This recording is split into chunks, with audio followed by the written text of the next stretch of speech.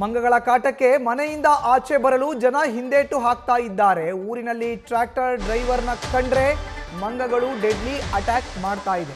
ಈ ಘಟನೆ ನಡೀತಾ ಇರೋದು ದಾವಣಗೆರೆ ಜಿಲ್ಲೆಯ ಸತ್ಯನಾರಾಯಣಪುರ ಕ್ಯಾಂಪ್ನಲ್ಲಿ. ಮನೆಯಿಂದ ಆಚೆ ಬರಲು ಭಯ ಪಡ್ತಾ ಇದ್ದಾರೆ ಗ್ರಾಮದ ಜನ. ಕಳೆದ 3 ತಿಂಗಳಿಂದ ಮುಷ್ಯಾ ಕಾಟಕ್ಕೆ ಬೇಸತ್ತು ಹೋಗಿದ್ದಾರೆ ಗ್ರಾಮದ ಜನ.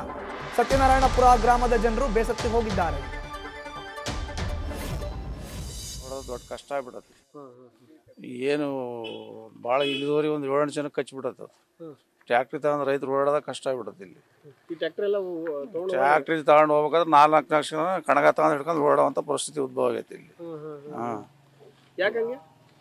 ಏನು ಯಾಕಂಗ ಅದಕ್ಕೆ ಏನಾಗ್ತೈತೆ ಏನು ಒಟ್ಟು ರೈತರಿಗೆ ಭಾಳ ಭಾಳ ತೊಂದರೆ ಮಾಡ್ತೈತೆ.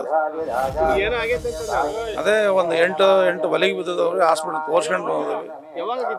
ಇದು ಮೊನ್ನೆ ಸಾಯಂಕಾಲ ನಿನ್ನೆ ಒಂದು 4-5 ಜನ ಕಡ್ದತ್ರಿ.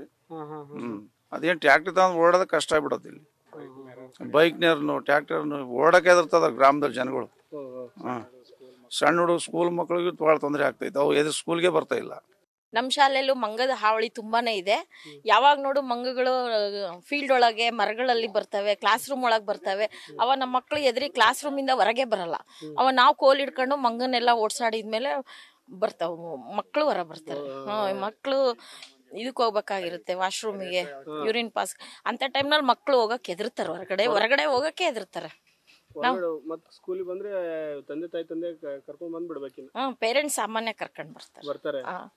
ಈ ನೀವು ಸ್ಕೂಲಲ್ಲಿ ಇದ್ದ ಭಯ ಹೊರಗಡೆ ಹೋಗಕ್ಕೆ ಭಯ ಮತ್ ಮಂಗದ ಹಾವಳಿ ತುಂಬಾ ಇದೆ ಸರ್. ಅವಾಗ ಭಯ ಆಗುತ್ತೆ ಮಕ್ಳಿಗೆ. ಹೊರಗ್ ಬಿಡಕ್ ನಮಗೂ ಭಯ ಆಗುತ್ತೆ. ಕಚ್ಚಿದ್ರೆ ಏನ್ ಗತಿ ಅಂತ. ಕಚ್ಚುತ್ತಾ ಇದಾವಂತೆ, ಅಲ್ಲಿ ಕೇಳಿದೀವಿ ಸುದ್ದಿನ.